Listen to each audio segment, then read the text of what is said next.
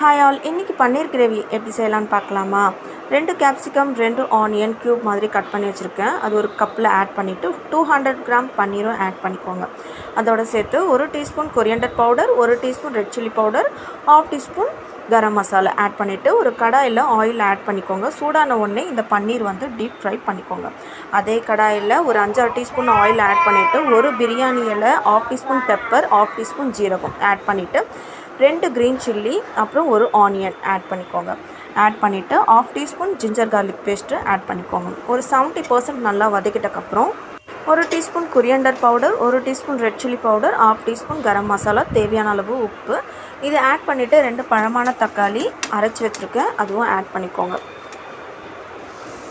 இது சப்பாத்தி தோசைக்கு செம்ம காம்பினேஷனுங்க. கண்டிப்பாக ட்ரை பண்ணுங்கள், உங்களுக்கு ரொம்ப ரொம்ப பிடிக்கும். அண்ட் இந்த பன்னீரும் ஆட் பண்ணிக்கிட்டு தேவையான அளவு நம்ம தண்ணி ஊற்றிக்கிட்டு ஒரு 10 மினிட்ஸ் லோ ஃப்ளேம்லேயே குக் பண்ணிக்கலாம். இதை மூடி வச்சுக்கலாம். ஒரு 10 மினிட்ஸ் குக் ஆகட்டும்.